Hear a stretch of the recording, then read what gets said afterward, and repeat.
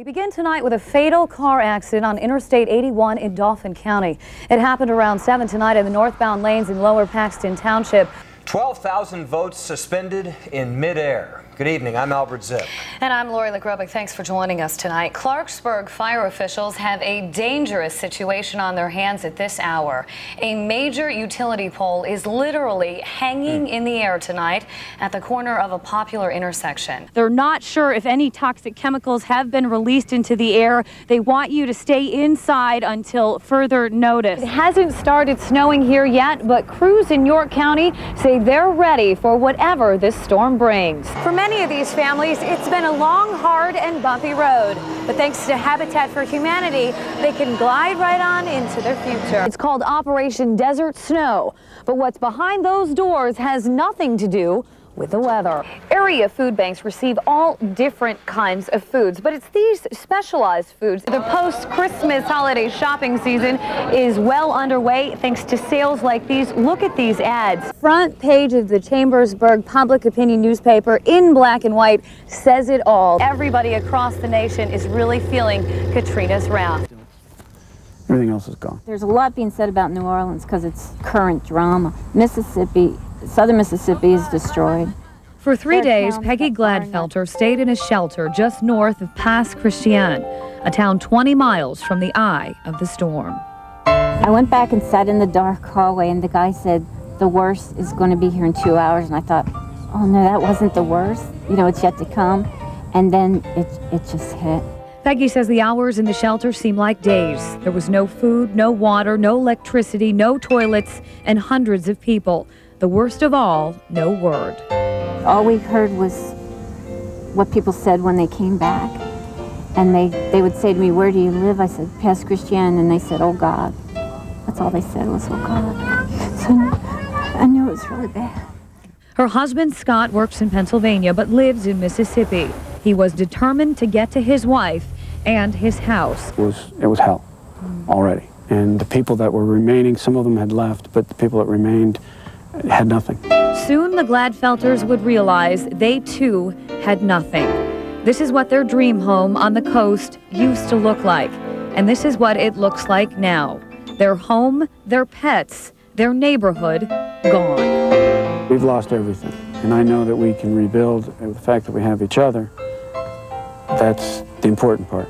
The Gladfelters used to live in Dillsburg. And now, with nowhere else to go, it appears Pennsylvania will become home once again.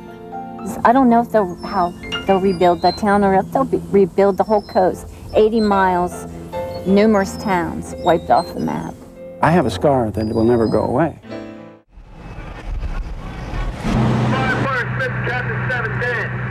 It's sad because they're losing their homes right now. You know? It was around 3 o'clock when the call came in. A row home was on fire on Perry Street, and the flames were spreading. We had a heavy fire load when we first arrived. We had a large volume of fire.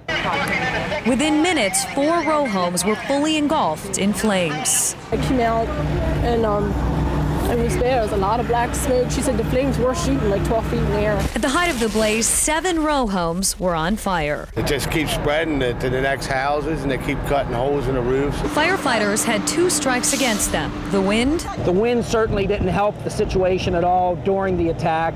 And the construction. The houses are so old and they have no firewalls. All residents could do was stand back and watch. My daughter's is the one with the white, grayish colored roof. Theirs is, the next one over has the hole in it. And at times, it was too much. We have a couple other neighbors that I know, like Mrs. McBride and a couple other ones, that they've lost everything. And I'm hoping that there's some people out there that can help them. I know. Okay. All right.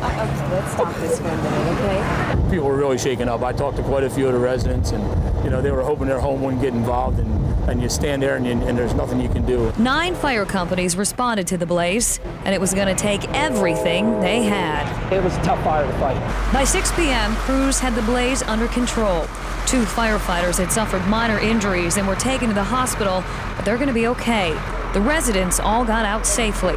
The Red Cross is helping them find shelter. It's a shame, yeah. It's our friend's house, and it just demolished it now. It's gone. But luckily, homes can be rebuilt. It's going to be a long haul for some of the people in this neighborhood. Crews are wrapping up here right now. They're just trying to put away their equipment, and then some are still in the row homes trying to put out those hot spots, make sure that they're all extinguished. Now, the State Fire Marshal's office is on the scene. They're trying to figure out exactly how and where this fire started. In Columbia, I'm Lori Likarovic, ABC 27 News. A Perry County Marine killed in Iraq will be laid to rest Tuesday. 19-year-old Lance Corporal Jason Fry of Landisburg was killed by a roadside bomb near Fallujah 2 weeks ago. 12 News reporter Elizabeth Schubert joins us live now in Harrison County tonight with the latest on this. Elizabeth, how is the weather out there right now? All right, thank you, Elizabeth.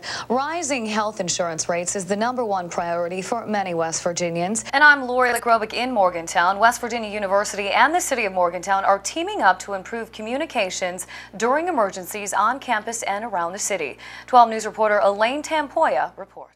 The city and the university will each contribute $10,000 for the next 2 years to purchase the equipment. Now, with the initial $20,000 investment, the fire department will be able to buy 20 to 24 new radios. All right, thank you, Josh. The city of Clarksburg is also doing what it can to clean up its surroundings. It's all part of a program called Putting Your Energy to Work for the Environment. Workers from Dominion Energy Company volunteered their time today. We begin tonight with an extreme case of road rage. Police say it happened in Lancaster County. 2 women are hospitalized as a result. A Lebanon County anesthesiologist charged with killing her mother goes to trial tomorrow. Police say Rita Sawyer picked her mother up from Cornwall Manor Health Center in June of 2004. The next day, the 79-year-old woman was found dead at Sawyer's home. A drug used to sedate patients was found in the victim's blood. Rita Sawyer tells police, though, she does not remember injecting her mother with anything. A Cumberland County stabbing suspect is still at large tonight. Police say John Edward Lauver, also known as John Sleep, was last seen leaving the crime scene in Wormleysburg early Saturday morning. Turning now to Iraq, the U.S. military denies reports that al-Qaeda has captured 2 Marines. The al-Qaeda web posting sets a 24-hour deadline for Sunni women to be released from Iraqi and U.S. prisons, or the 2 Marines will be killed. The U.S. military is currently conducting checks to verify that all Marines are accounted for. So when could our troops start coming home? Well, top military officials say U.S. forces could leave Iraq next spring. And coming up next on ABC 27 News at 11, 16 years and still going strong, a one-on-one interview with a host who really knows candid moments. Otis is moving slowly toward Mexico's west coast. The system has weakened and will likely hit an unpopulated stretch of the Baja California Peninsula. And joining us now is Rob Dixon to talk a little bit about the weather. We're not seeing any tropical storms. What a tropical season.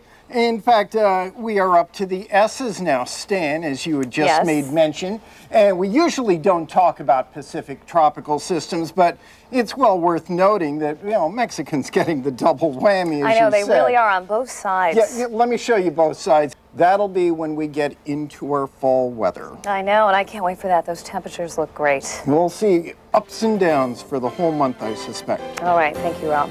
Well, up next on ABC 27 News, a behind-the-scenes interview with the host of one of America's funniest shows. Stay with us. America's Funniest Home Videos capture some of life's most unscripted moments.